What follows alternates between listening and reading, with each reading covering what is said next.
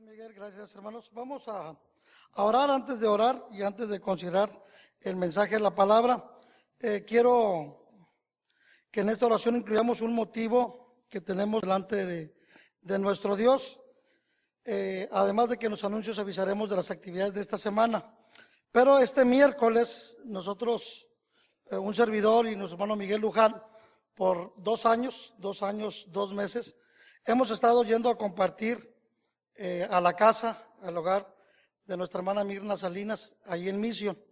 Y hemos puesto en oración y queremos tomar una decisión firme este miércoles.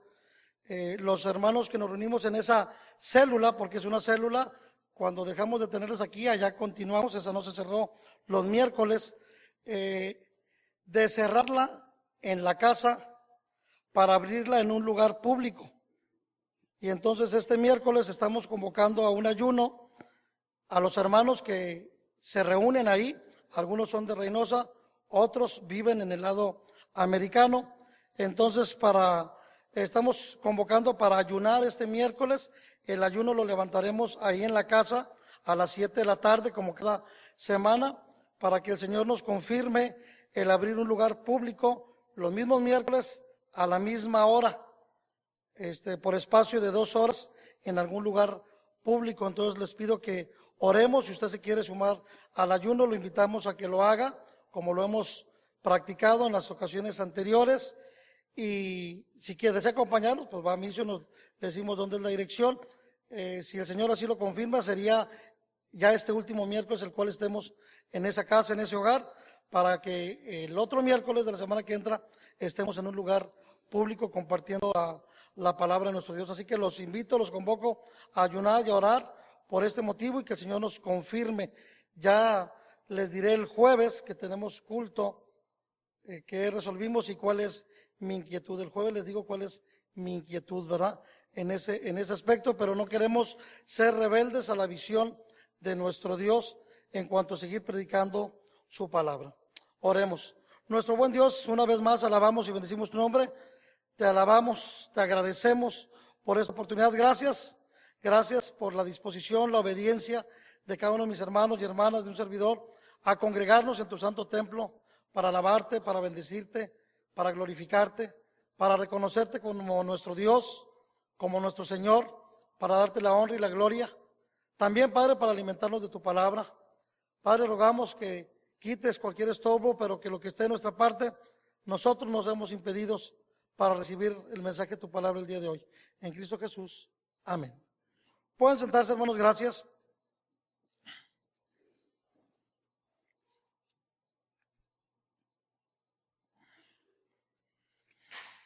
Acabamos de escuchar una reflexión que se llama el valor de la vida cristiana. El valor de la vida cristiana. Y escuchábamos en esa reflexión cómo un hombre es sentenciado a muerte por predicar la palabra de Dios. Y al momento de su defensa, él dice, para ustedes su arma es mi muerte, pero para mí, mi arma es el morir.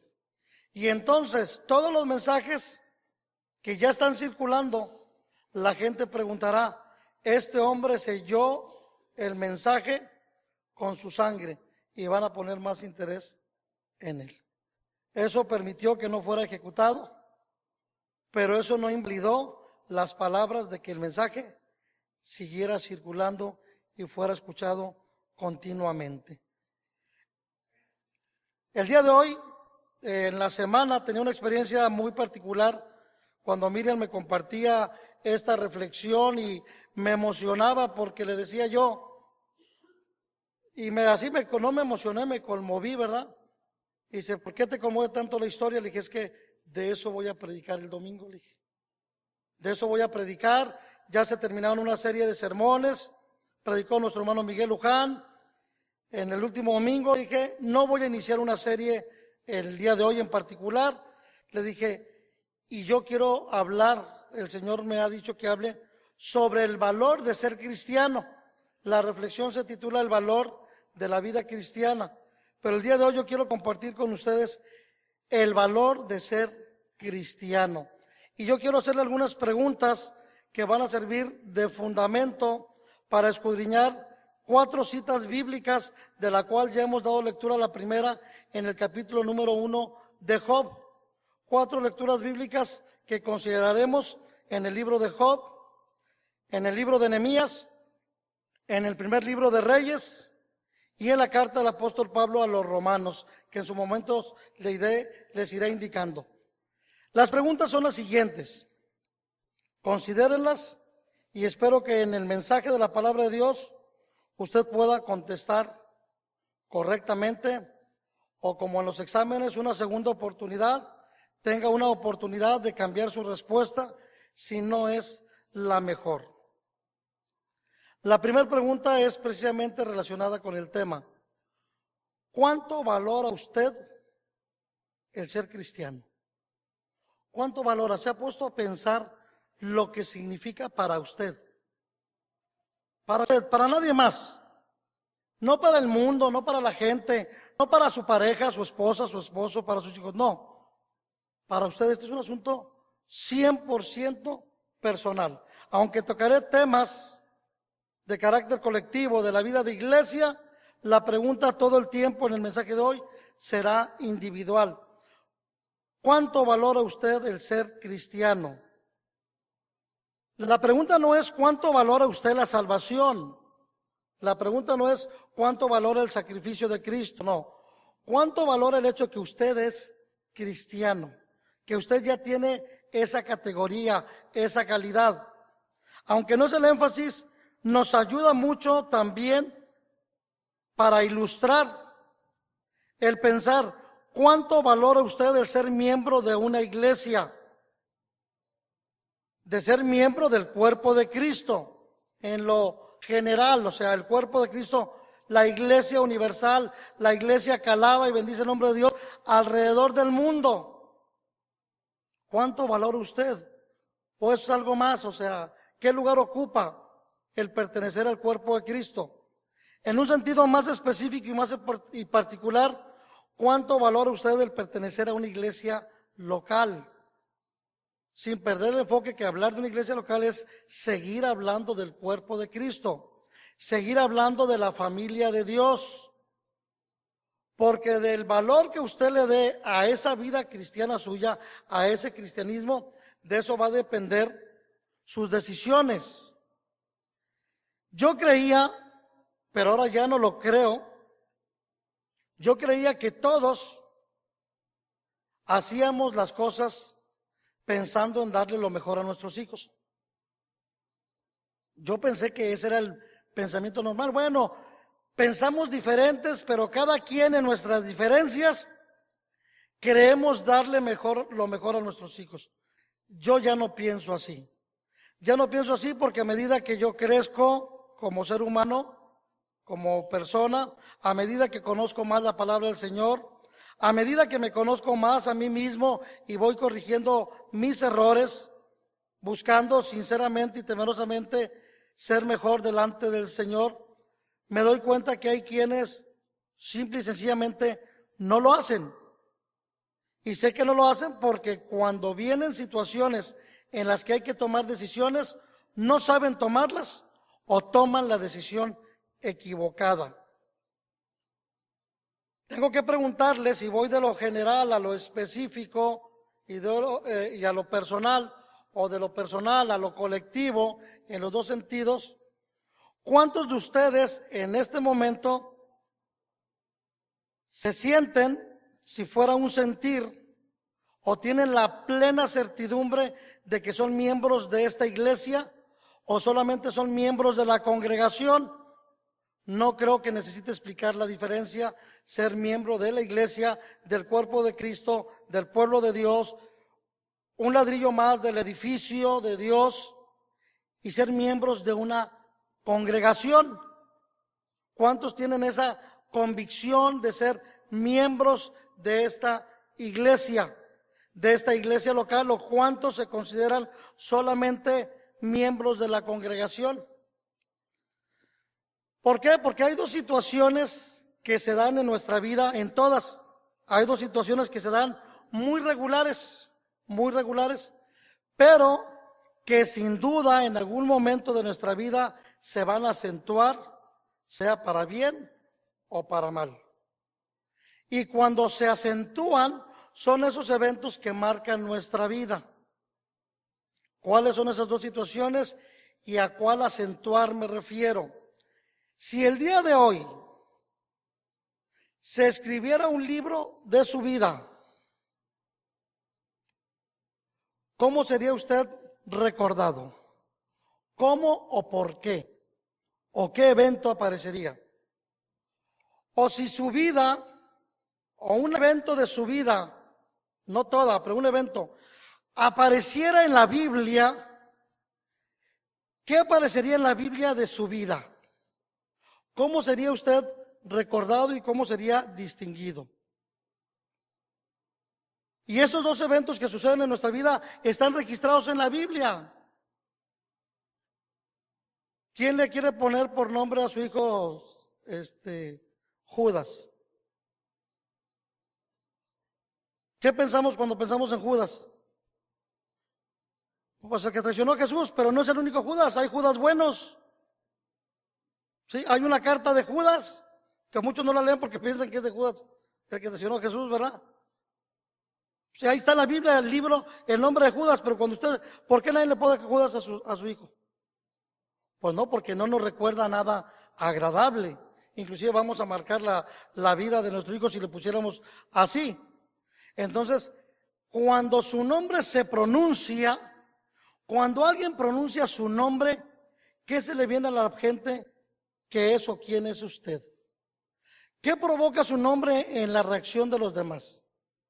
Y déjenme decirle como paréntesis que si me quiere hacer caso, olvídese de todos aquellos pensamientos de que a ti que no te importe lo que digan los demás. No, le debe de importar. Le debe de importar. No le digo que les haga caso en todos, que le importe, que tome en cuenta lo que los demás dicen de usted. Porque la mayoría de las veces lo que los demás dicen de usted es el espejo en el que usted no se quiere ver. Y entonces habrá un tercero que le diga lo que usted no quiere reconocer. Entonces sí es importante lo que los demás dicen de usted. Aunque esté en contra de muchos pensamientos, tiene fundamento bíblico para decirle lo que estoy diciendo, ¿verdad? Siempre los consejos a los pastores del apóstol Pablo, a los líderes del Antiguo Testamento, siempre era de ser ejemplo. Y si eres ejemplo es que se fijen en ti. Y si se fijan en ti van a hablar de ti. Entonces usted tiene, si quiere obedecer la palabra de Dios, usted tiene que ser ejemplo. Y si es un buen ejemplo, la gente va a hablar bien de usted. Si no habla bien de usted, usted no es un buen ejemplo. ¿Estamos de acuerdo o no? Y no, pues ni modo, ¿verdad? Pero espero que esté de acuerdo. Espero que esté de acuerdo porque si no va a batallar. Va a batallar para que usted le dé valor a su vida cristiana. Porque va a decir, yo vivo la vida como quiera y a mí que no me diga nada. Y por eso estamos como estamos. Porque hacemos oídos sordos, no al predicador, ni al hermano, ni al consejero, sino a la palabra de Dios, porque nos predisponemos a quién me lo dice para ver si lo escucho o no, en lugar de ver el sentido original de la palabra. Y pasando por alto si el mensajero no fuera el mejor o no fuera el más indicado. Eso no le resta valor a la palabra de Dios. Entonces, esos dos eventos a los que me refiero es cuando hacemos cosas buenas y cuando hacemos cosas malas. Sabemos y nos queda claro que por la Biblia que no hay justo ni aún uno. ¿Hay alguien que no haya pecado? Solo Jesucristo, ¿verdad? Pero aún así se hizo pecado por nosotros. Pero hay alguien que no. Todos hemos pecado. ¿Hay alguien que ya dejó de pecar? Tampoco. Digo, y no con eso les estoy dando permiso para que lo hagan sabiendo que estamos expuestos a eso, no. Aspiramos a una vida mejor, aspiramos a llegar a la estatura del varón perfecto. El asunto está porque luego empezamos a demandarle a los demás lo que hagan, lo que nosotros hacemos o lo que nosotros hacemos. Es que el asunto no es si usted lo hace o no. El asunto es que no le exija a otro lo que Dios no le pidió que le exigiera. sino que usted tome primeramente las decisiones para sí mismo. Es decir, y los ejemplos están bien claros y bien precisos. ¿Qué evento de su vida aparecería en la Biblia? ¿Ya lo pensó? ¿Alguien me quiere decir? ¿Cómo va a ser recordado? Por el cristiano fiel y verdadero que selló sus palabras con su sangre si era necesario morir. Como el cristiano fiel y verdadero que fue fiel hasta la muerte y va a recibir la corona de la vida. O como aquellos hermanos que se pusieron a Pablo, que eran un conflicto en la iglesia, que provocaban divisiones, que eran contenciosos, contumaces, rebeldes, porque esos existen desde que existe la iglesia. Esos tampoco se han acabado. Y aquí también hay. Digo, no sé más. Aquí hay, aquí habemos. Digo, a quien nos toque. El asunto es que usted sepa cómo va a aparecer su historia. Cuando se menciona su nombre, ¿qué gestos hacen los demás? Oye, fíjate que me encontré a Luisito. ¿Ya? Nomás con decir el nombre. Oye, fíjate que me encontré a Javier. ¿Dónde? Tengo rato que no lo veo. Salúdamelo. ¿Sí o no? ¿Sí nos estamos entendiendo? Cuando pronuncian su nombre, ¿qué provoca a usted? Bueno, ese es un muy buen indicador de cómo aparecería usted registrado en la Biblia. Piense que usted no va a ser el autor. Piense que alguien más va a escribir de usted en la Biblia, como vamos a ver ahorita un ejemplo de ellos. Vamos a ver dos ejemplos precisamente de ellos. El primer ejemplo es Job. ¿De qué se acuerda? ¿Usted cómo se recuerda a Job? ¿Cómo recuerda a Job? ¿Cómo? Perfecto. ¿Qué más? Un hombre de Dios, un hombre lleno de llagas, justo, paciente. Qué bueno que no me dijeron la que traigo yo. Qué bueno para que escuchen algo diferente que viene en la Biblia. ¿Verdad que así yo también me acordaba de Job así? A partir del sermón yo me voy a acordar de Job de otra manera. Y ya me estoy emocionando porque yo sé cuál es. O sea, yo me voy a acordar de Job y espero que usted también de otra manera. Ahí le va otro personaje. Descríbame a Salomón. ¿Qué se acuerda de Salomón? Sabio, ¿qué más? Rico, ¿qué más? Líder. Tenía muchas mujeres. Sí, pues también. Qué bueno que no me mencionaron la que yo traigo también, que aquí viene.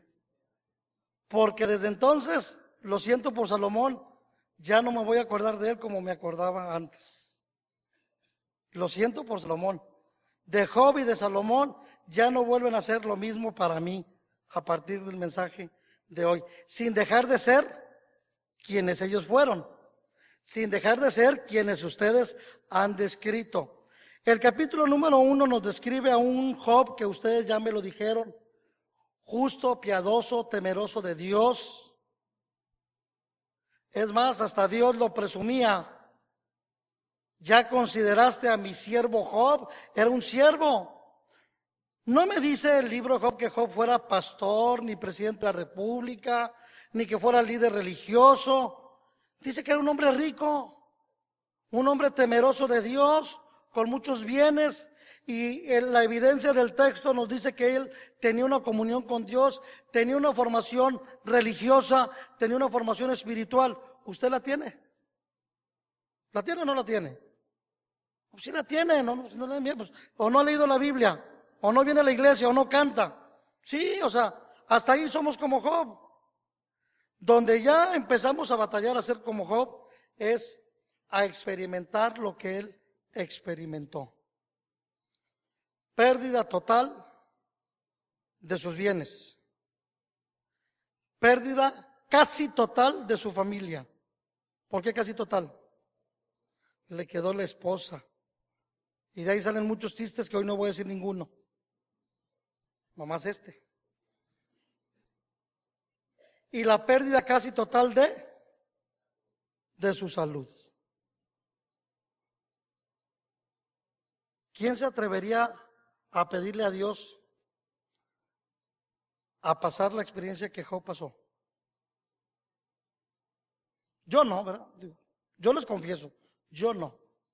Aun cuando al final de la historia es una historia de victoria, yo le pediría la victoria esa, pero sin pasar por eso. Si hay otra manera, Señor, yo por las buenas. O sea, yo por las buenas, Señor, yo entiendo por las buenas. Aunque no es el tema, nomás hay muchas verdades bíblicas aquí, como el mismo diablo está sujeto a la soberanía de Dios, ¿verdad? Tiene un poder y tiene un poder limitado, y le rinde cuentas a su creador. Hay cosas que no entendemos de la esencia de Dios, como el que permita lo que le permitió que le pasara a Job. Pero de la misma manera que mi mente no alcanza a comprender cómo Dios permite que nos sucedan cosas que no sean agradables o sean malas, como lo dice el mismo Job, tampoco mi cabeza alcanza a comprender cómo su amor es tan grande y su misericordia para perdonarme y pasar por alto tantas barbaridades que yo he cometido. Porque tengo que ser honesto para los dos lados. No entiendo el carácter de Dios al permitirle pasar a Job eso, pero tampoco entiendo el carácter de Dios para perdonarme y enviar a su Hijo Jesucristo a morir por mí en la cruz.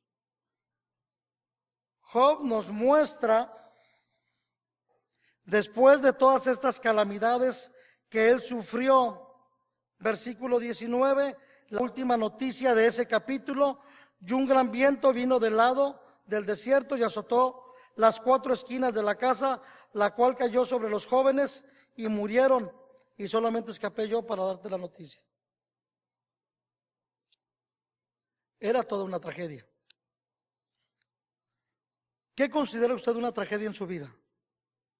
¿Qué le roba el gozo? ¿Qué le hace pensar que Dios se olvidó de usted? ¿Qué le hace renegar de Dios? ¿Qué ha pasado en su vida que le ha hecho olvidarse de Dios? Y el hecho que está aquí, bueno, ya regresó, pero por algún tiempo se alejó de Él y no quería saber nada. O tal vez nunca se ha alejado del Señor, pero por su cabeza le ha pasado: ¿por qué a mí, Señor? Esto no puede venir de parte de Dios. Algunas preguntas que se me han hecho, y una recientemente era: es que Dios no te puede mandar males. Y a veces el juego de palabras o el uso de los términos inadecuados nos pueden llevar a una enseñanza equivocada. Entonces yo decía, bueno, no vamos a meternos en problemas si Dios te lo mandó o no.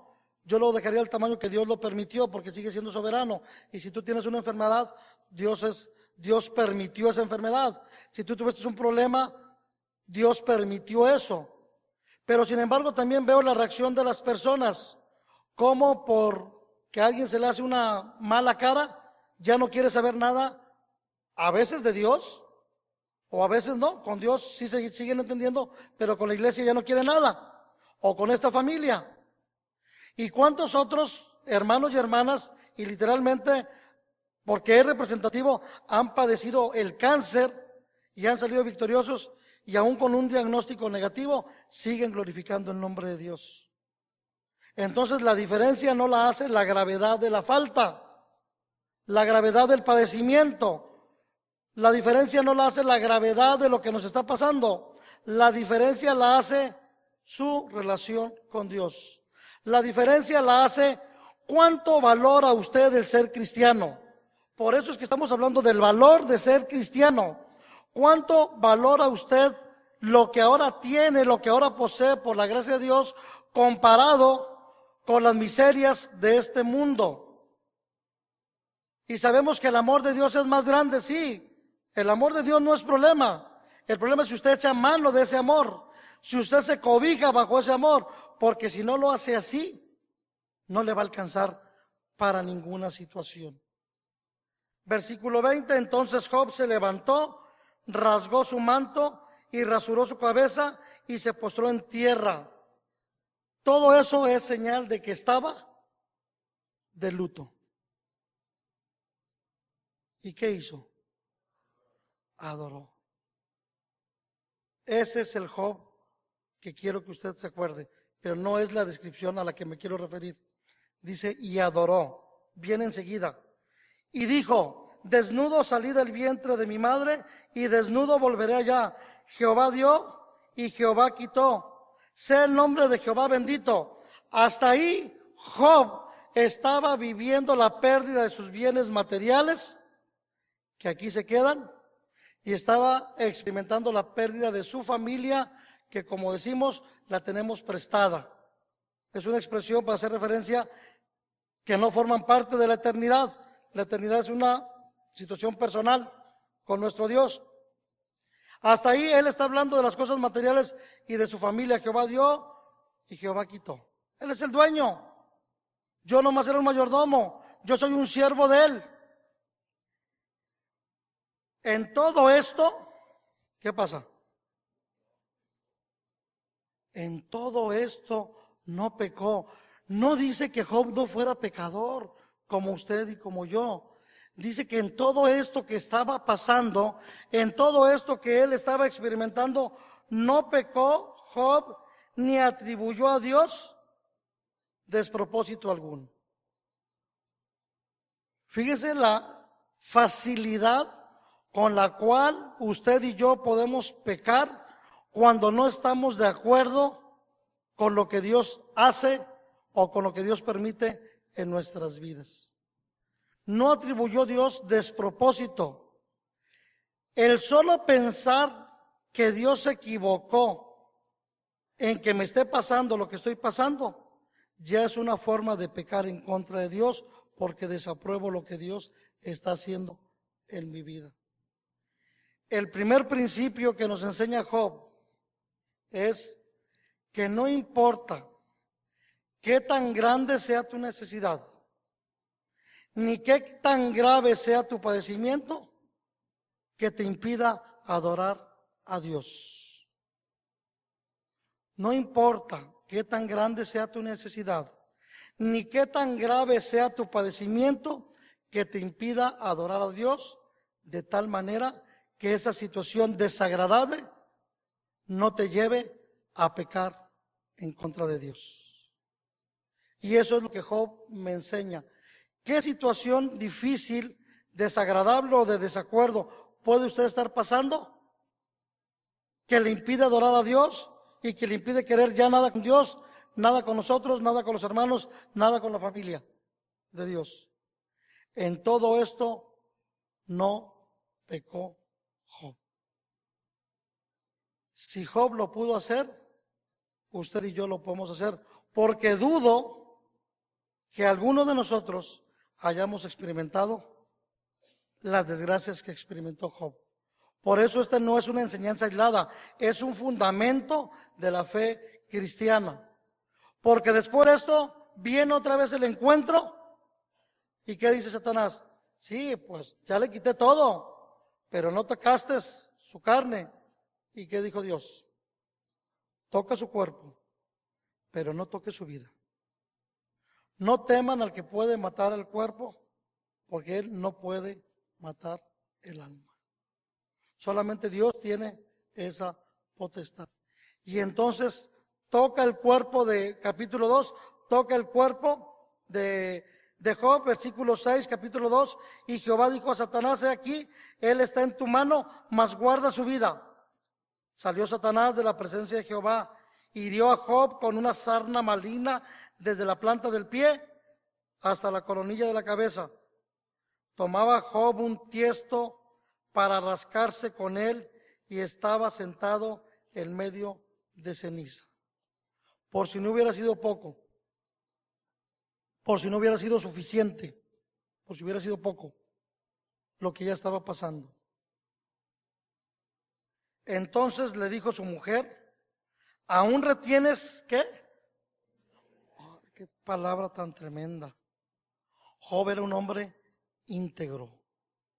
Por eso estaba capacitado para soportar lo que le había venido, como usted y como yo. Es palabra de Dios que no nos dejará ser tentados más de lo que podamos soportar. Y que cuando somos probados, que junto con la prueba nos dará la salida. O sea que es responsabilidad suya personal de usted. Es responsabilidad individual lo que usted decida.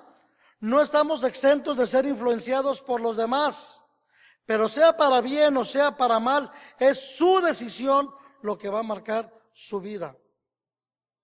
¿Ya pasó en su vida el evento más importante que quedará registrado en la historia de su vida?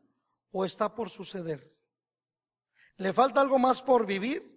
¿O ya lo que vivió ya queda registrado? ¿Cómo va a ser usted recordado o recordada? ¿Retienes tu integridad? Y nunca falta el hermano, la hermana, digo, porque son los que conocen la palabra de Dios, maldice a Dios y muérete. Qué reto tan tremendo. ¿Quién era la que no podía con esa situación? La esposa era la que no podía. Ya ella no le estaba, decir que no le estaba pasando nada, pues no, sí le estaba pasando, ¿verdad? Perdió a sus hijos, perdió los bienes, y ahora ella no tiene la enfermedad, pero tiene que atender al enfermo. ¿Y qué dice? Maldice a Dios y muérete. Cuando la gente desea morir, es una forma de maldecir a Dios. Aunque no me voy a meter en el tema del suicidio, pero esa es la parte delicada, ¿verdad? No es el hecho de disponer de nuestra vida, es el hecho de oponernos a la voluntad de Dios. Y él le dijo, como suele hablar cualquiera de las mujeres fatuas, necias, has hablado, ¿qué? ¿Recibiremos de Dios el bien y el mal no lo recibiremos? En todo esto, ¿qué pasó? En todo esto, ¿cómo dice todos juntos? No pecó Job contra Dios. No pecó. Ni con la enfermedad encima, ni con la sarna, ni estando en ceniza, ni teniendo a la mujer ahí atizándole para que maldijera a Dios. Se mantuvo íntegro. Y en todo esto no pecó. No pecó. Por difícil que fuera la situación. ¿Qué tan difícil puede ser la situación que usted y yo podamos estar pasando? Que no podamos sobrellevarla con la presencia de Dios. Que preferimos mejor otros caminos más fáciles, entre comillas, porque no hay camino fácil fuera de la presencia del Señor. Ni aun la muerte es el camino fácil. Pero vaya conmigo al libro de Nehemías.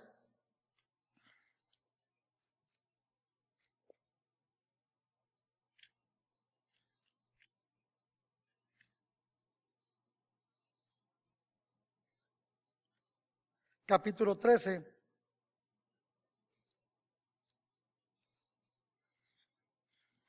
Este capítulo 13 es el final de este libro. Nehemías reconstruye los muros de Jerusalén y pone orden en la ciudad. Había un desorden que incluía varios desórdenes pequeños. Usted lee el capítulo 13 y ya se va a encontrar. Vamos a hablar dentro de un mes de este capítulo 13.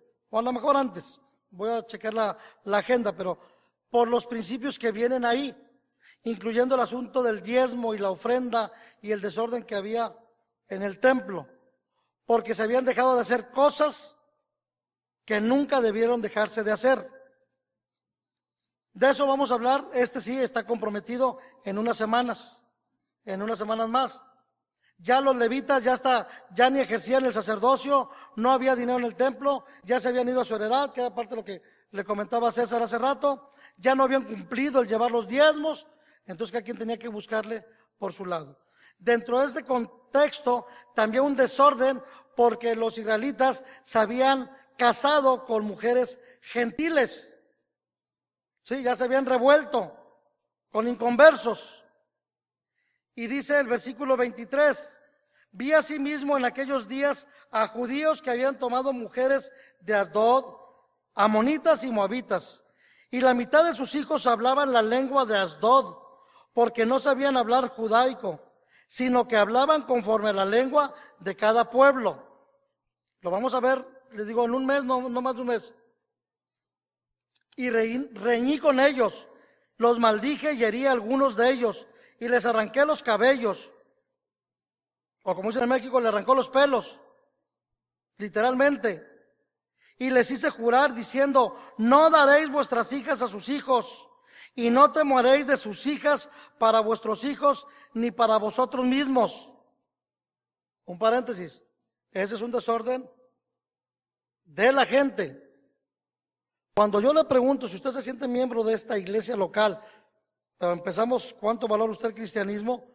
Es porque aquí hay que poner orden en ciertas cosas que hemos desordenado. Pero nosotros, un servidor y los hermanos que sirven en la casa de Dios, podemos poner orden en la casa de Dios.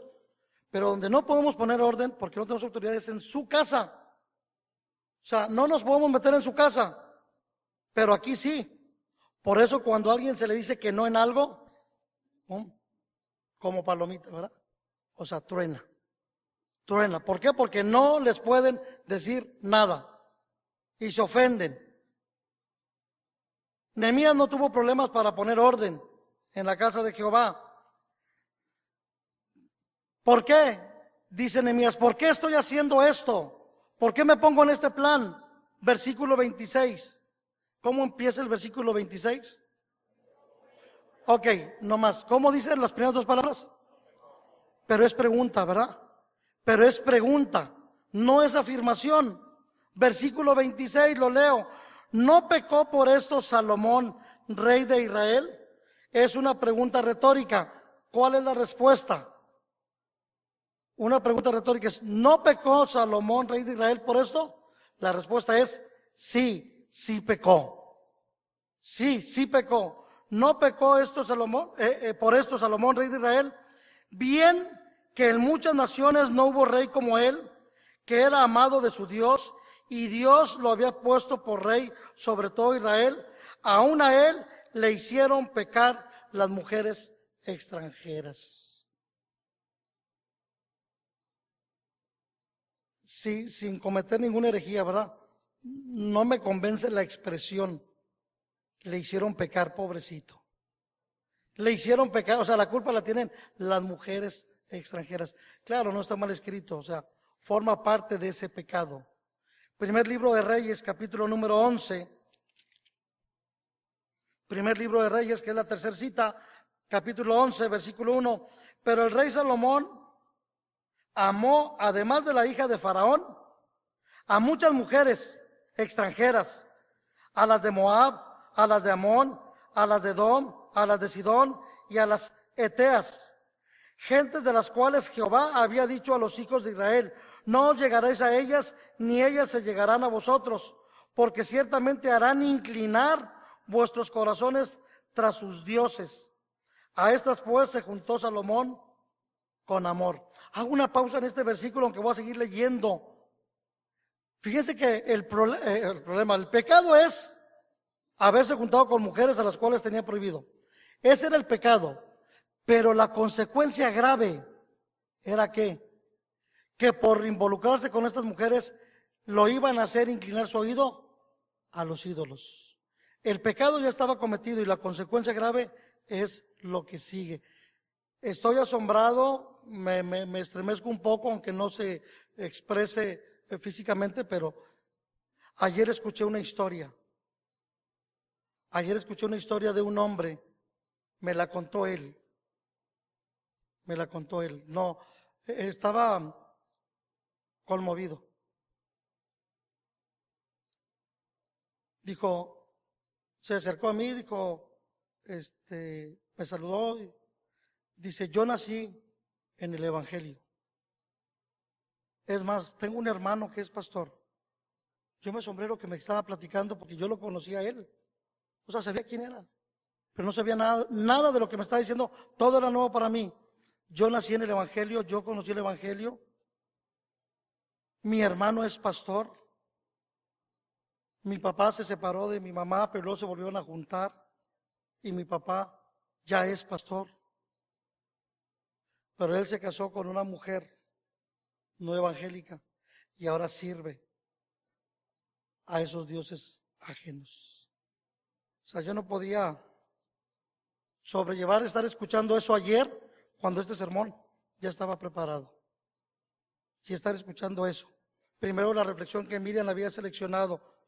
y luego escuchar esa historia verídica y vigente de cómo alguien lo estaba viviendo y sirviendo a dioses ajenos por la mujer con la que se casó. Versículo 3, y tuvo 700 mujeres reinas y 300 concubinas, y sus mujeres desviaron su corazón. La cosa no para ahí. Y cuando Salomón era ya viejo, sus mujeres inclinaron su corazón tras dioses ajenos, y su corazón no era perfecto con Jehová, su Dios, como el corazón, no era perfecto con Jehová su Dios, como el corazón ¿de quién? De su padre. Su corazón no era como el de su padre, porque Salomón siguió a Astoret, diosa de los sidonios, a Milcom, ídolo abominable de los amonitas, e hizo Salomón lo malo ante los ojos de Jehová, y no siguió cumplidamente a Jehová como David su padre. Entonces edificó Salomón un lugar alto. ¿Hasta dónde llegó la abominación? A Quemos, ídolo abominable de Moab, en el monte que está enfrente de Jerusalén, y a Moloc, ídolo abominable de los hijos de Amón. Así hizo para todas sus mujeres extranjeras, las cuales quemaban incienso y ofrecían sacrificios a sus dioses. Y se enojó Jehová contra Salomón, por cuanto su corazón se había apartado de Jehová. Fíjense el enojo de Jehová. El haberse juntado con mujeres que les habían prohibido era pecado. La consecuencia grave era el haberles ofrecido sacrificios y hacer imágenes. Pero el enojo de Jehová viene cuando su corazón se ha apartado de él. Cuando uno no valora lo que es ser cristiano, estamos en riesgo de apartarnos de Dios. Sutilmente, consciente o inconscientemente. Y después vienen las consecuencias y los cargos de conciencia. Para el esposo si hizo algo malo, para la esposa, para la iglesia, para el pastor. No, hermanos, no. No agarren cargas que no son suyas, que yo aprendí a no agarrar las que no son mías. Cuidado cuando nos apartamos, cuando nuestro corazón se aparta de Jehová. Si es que no, ya está apartado ahorita. Y le había mandado acerca de esto que no siguiese a dioses ajenos, mas él no guardó lo que le mandó Jehová. ¿Verdad que sí importa lo que los demás piensan de nosotros? Nehemías leyó en las crónicas del pueblo de Israel lo que Salomón había hecho. Y viendo lo que Salomón había hecho, Nehemías dijo, yo no quiero que esto pase ahora. Y tomó medidas drásticas y serias. Regresamos a Nehemías capítulo 13, versículo 27. O retomamos el 26 para eslabonarlo. ¿No pecó por esto Salomón, rey de Israel?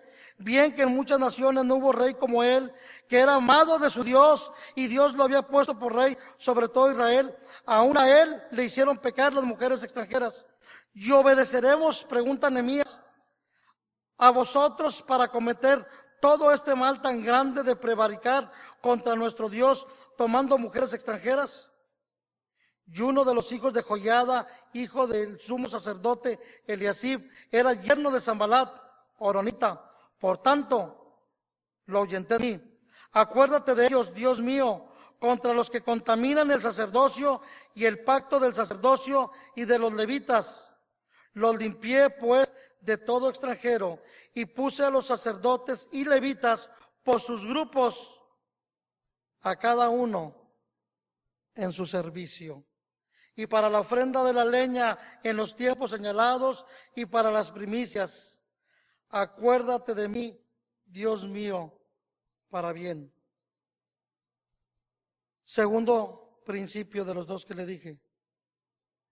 No importa qué tan bien estés tú con Dios, no importa qué tan fiel seas, qué tan buena trayectoria tengas, que no estés expuesto a caer como cayó Salomón. No importa qué tan fiel y qué tan firme te consideres o qué tan fiel y firme estés en el Señor, que no estés expuesto a caer como cayó Salomón. Por eso Job y Salomón ya no van a hacer lo mismo para mí. No importa qué tan grave sea tu padecimiento, ni qué tan grande sea tu necesidad, que te impida orar a Dios y que te evite pecar contra Dios y mantenerte íntegro. Pero también cuidado que por muy íntegro que estés y muy firme que te encuentres, siempre te debemos estar alertas, obedeciendo la palabra de Dios en cada aspecto de nuestra vida, porque podemos pecar como pecó Salomón y apartó su corazón de Jehová. Por eso duele, porque sí duele. No agarramos cargas, pero decía un hermano hace rato, dice, pero sentimos cuando la iglesia se empieza a deslizar, cuando los jóvenes, los hijos, los adultos empiezan a menospreciar la casa de Jehová, empiezan a menospreciar el mandato de Jehová. ¿Qué tan grave es? A veces no nos damos cuenta hasta que pagamos las consecuencias. A veces no lo detectamos a tiempo por negligencia, descuido e indiferencia. Una forma de tomar cartas en el asunto es que usted el día de hoy le ponga no precio, sino le ponga valor.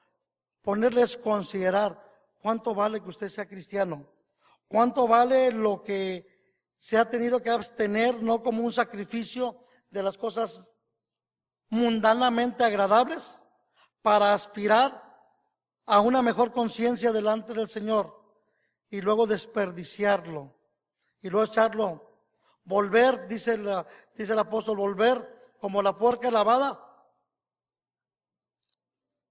a lodazal otra vez. El perro vuelve a su vómito. No tenemos necesidad de eso. No tenemos necesidad de eso. Primero arréglese con el Señor y después de arreglarse con el Señor usted decida si quiere ser miembro de esta iglesia o de otra. En la universidad, que no sea parte de la iglesia del Señor, del cuerpo de Cristo. En lo local, pues esta es la familia, ¿verdad? De 10, de 20 o de 100. Josué, cuando se vio confrontado, era líder de todo un pueblo. Pero él dijo, yo y mi casa serviremos a Jehová. Yo como Josué, yo en lo que en mí esté, yo y mi casa serviremos a Jehová. Y como pastor, yo y mi casa, que esta es mi casa, que esta es mi familia, de mi parte, serviremos a Jehová. Si usted desea hacerlo, considere. Está padeciendo como Job, y como Job no digo en esa medida, o sea, está padeciendo, está teniendo un padecimiento hasta donde usted aguante, hasta donde Dios sabe que usted aguanta. Aguante, mantenga su integridad, pero adore al Señor. Como aquel hermoso canto, ¿verdad? Si estás triste, alaba. Si estás contento, alaba. Si estás necesitado, alaba, alaba. Y en todo esto no peque contra Dios, no peque. Pero si usted está íntegro, cuide de que no vaya a ser que peque, porque está bien, porque está sano, porque tiene trabajo, porque tiene dinero, porque está entre los favorecidos de Dios más que otros, así como otros padecen necesidad, otros son favorecidos con más bendiciones que otros. Eso no lo entiendo, pero lo que sí entiendo es que debo adorar a mi Dios y debo de obedecerle en todos sus mandamientos. Lo que sí entiendo es que valoro el ser cristiano, valoro el ser hijo de Dios. Lo que sí entiendo es que debo de mantener esa integridad en la medida de mis fuerzas, de mi imperfección, pero siempre humildes y temerosos de Dios. Y entonces, cuando digan, vi a Víctor Hugo, si logro sacar una sonrisa, ya voy de gane. Si alguien menciona mi nombre y logro sacar una sonrisa, prefiero presentarme con eso delante del Señor que con cualquier título, reconocimiento o nombramiento que tenga humano y hasta religioso, ¿verdad? Prefiero decirle al Señor, mira, logré arrancarle una sonrisa a este niño, a esta mujer, a este hombre, a este anciano. Se me hace que algo hice bien, Señor. Algo hice bien. Algo, porque tú eres perfecto. Tú lo sabes. Tus ojos revelan. Tu mirada revela. Él todo lo sabe de mí. Nosotros no sabemos todo lo de nosotros, ¿verdad? ¿Verdad que no? Ustedes no saben todo lo de mí. Yo no sé todo lo de ustedes, pero Dios sí sabe, ¿verdad? Bueno, con Él es el asunto. Con Él es el asunto. Nos ponemos en pie para orar. Nuestro buen Dios, nuestro buen Padre, alabamos y bendecimos tu nombre. Gracias, gracias por la bendición de estar en este lugar. Gracias por el privilegio de ser tu hijos, Padre. Padre, que revisemos bien nuestras vidas, Padre, que valoremos el haber sido hechos hijos tuyos, Padre. Que no menospreciemos esta salvación tan grande, que no la descuidemos, que no la desvaloricemos, Padre, que no la desechemos, que no desechemos tu palabra, tus mandamientos, Padre. Que la sutileza del enemigo, Padre, no nos haga deslizarnos hacia el pecado, Padre. Que por muy difícil que sea la situación, tú estás con nosotros. Tú has prometido estar con nosotros y lo creemos, y lo vivimos y lo experimentamos. Gracias por estar con nosotros, Padre, pero que tu mano no sea parte de nosotros, Padre. Estamos en riesgo diario y constante de pecar. Padre, que nuestro corazón no sea parte de ti. Padre, que si el corazón de muchos se ha alejado, se ha vuelto, Padre, se ha vuelto a tu redil, se ha vuelto a tu camino, se ha vuelto a tu santuario, Padre, para ofrecerte ofrenda viva a través de nuestras vidas, Padre. Guárdanos, Padre, hemos decidido seguir a Cristo, Padre. No queremos volver atrás. No hay palabras para describir, pero valoramos profundamente lo que tú has hecho por nosotros. Permite que humilde y temerosamente, en lo imperfecto de nuestras vidas, podamos corresponder a ese amor tan grande. En Cristo Jesús. Amén. Dios les bendiga.